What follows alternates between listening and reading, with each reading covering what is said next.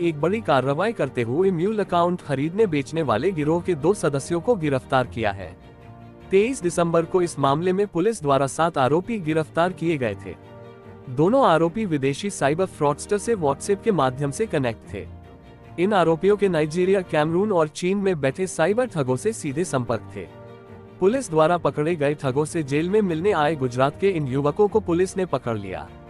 इनके नाम शैलेंद्र पटेल और मुकेश चौधरी बताए गए हैं। दोनों ही राजस्थान और गुजरात के रहने वाले हैं।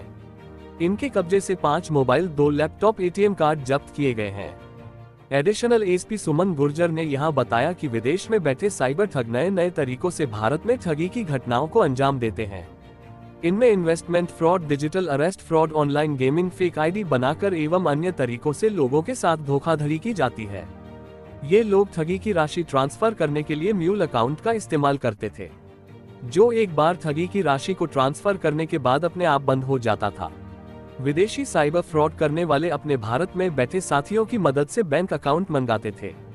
ये लोग अभी तक सैकड़ों लोगों के मूल्य अकाउंट बनवा चुके हैं और राशि ट्रांसफर कर चुके हैं। पैसा भेजने के लिए ये लोग क्रिप्टो करेंसी को इस्तेमाल करते हैं।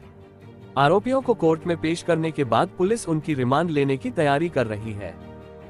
जिसका उपयोग, जैसे खाता आपने खुलवाया और उसमें एक बार राशि आई और उस राशि को निकाला और उस खाते को बंद कर दिया।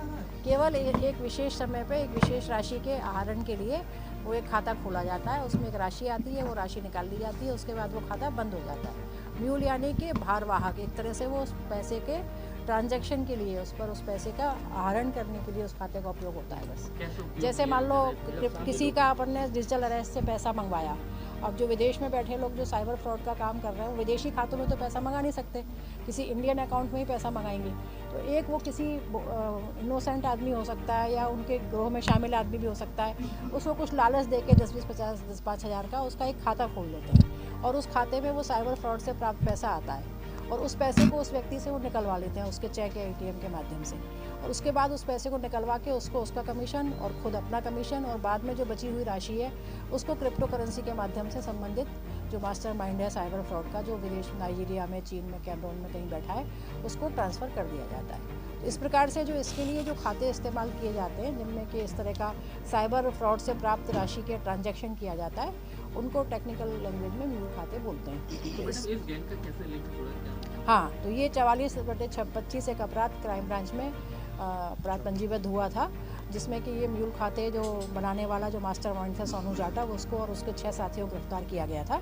इनके जब कॉल डिटेल्स और उनके व्हाट्सएप चैटिंग्स ये सब निकाले गए तो इसमें कुछ विदेशी नंबर मिले और जब उन नंबरों के IP एड्रेस पता किए तो उसमें एक गुजरात का आया और गुजरात के उस नंबर की पूरी जब तहकीकात की गई, उनकी व्हाट्सएप चैटिंग, व्हाट्सएप कॉल ये सब निकाली गई, तो ये 2 आरोपी शैलेंद्र पटेल और मुकेश कुमार चौधरी, ये दोनों गुजरात के रहने वाले हैं। सिरोही का है एक गांधीनगर का है। इनका पता लगा, इनको कस्टडी में लेकर इनसे पूछताछ की गई तो ये पूरा पता लगा कि इस तरीके से ये लोग पैसे को क्रिप्टो करेंसी के माध्यम से विदेशों में ट्रांसफ़र करते हैं और इनकी लगातार इनकी बातचीत, इनकी वीडियो कॉलिंग और इनकी चैट वहाँ बैठे हुए साइबर फ्रॉड के इनके जो सरगना हैं उनसे होती है।